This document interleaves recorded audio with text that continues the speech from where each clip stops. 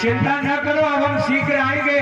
और भगवान ने साक्षात स्वयं कहा है कि जितने भी देवता हैं ये सब ब्रज में यामों के घर में जन्म ले ले, और जितनी भी देव पत्नियां हैं ये गोपियां बने जाकर के, जो वेद की ऋचाएं हैं वो भी गोपी बने, संत महात्मा वो भी गोपी बने। अब महाराज जो और देवता रह गए, काम धर्म तरसत रही ब्रह्मा धरे नधीर, और बचे जात सुर सब कहे कि हम ना भय। अरे हमें भी जन्म मिल जाता ब्रज में तो भगवान की कम से कम लीला का दर्शन तो हो जाता। बोले और तुम सब जाओ ब्रज में, वसुदेव के साक्षात भगवान पुरुषा पर रहा, वसुदेव जी के घर में स्वयं हम ही आ रहे हैं पुत्र बन करके, ऐसा आश्वासन भगवान ने दे दिया।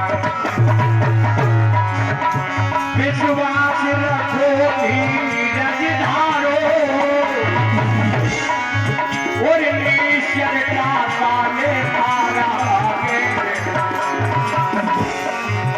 पृथ्वी का भार हटाने कोई में पृथ्वी।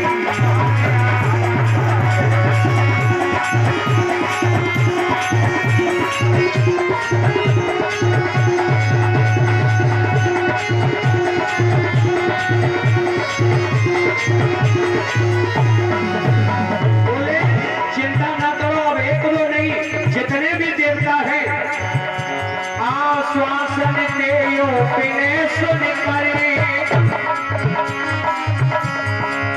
और सबके स्वर्ग सिधारे, भगवत दर्शन की आशा ले ब्रज में सब संत पधारे।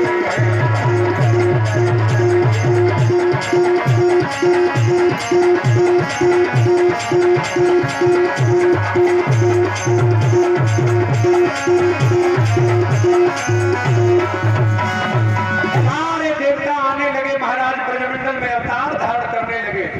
अच्छा इधर जो महाराज एक आहुक नाम के राजा हुए, इनके दो पुत्र पैदा हुए,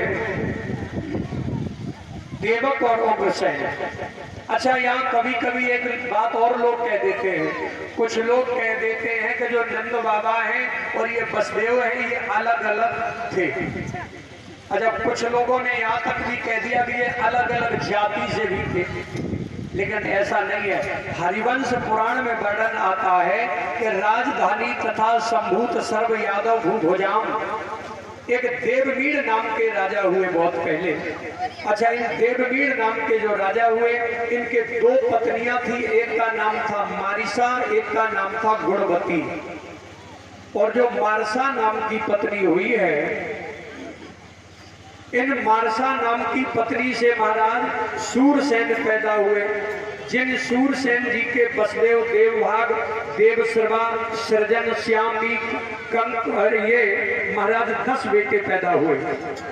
और जो गुणवती नाम की पत्नी हुई है, इस गुणवती से महाराज परंजय का जन्म हुआ। परंजय से 9 पुत्र पैदा हुए। नंद बाबा अकेले नंद, नंद, अभिनंद, कर्मनंद, धर्मनंद, धरानंद, ध्रुवनंद, सुनंद और बलनंद। तो अब विचार कर लेना कि ये एक ही जाति के थे, कोई अलग अलग नहीं थे, ना ही इनमें कोई ज्यादा भेदभाव था। और यही कारण था कि वसुदेव जी ने अपने बेटे कन्हैया को नंद बाबा अपने भाई के यहाँ भेजा था।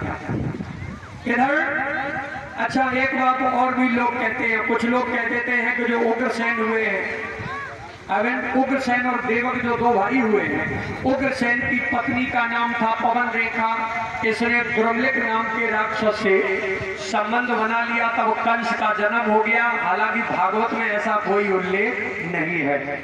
भागवत में तो वर्णन आता है कि कंस अकेला नहीं था, उग्रसेन जी के 5 लड़कियां थी और 10 बेटे हुए थे। ये कंस 9 भैया था। कंस, सुनामा, न्यगोर्ध, कंक, शंख, सहु, सृष्टि, राष्ट्रीपाल और तुष्टिमान, ये 9 भैया था कंस। और 5 बहनें थी कंस के, कंसा, कंसवती, कंका, संभूरी, राष्ट्रपालिका। अच्छा जो कंस की बहनें थी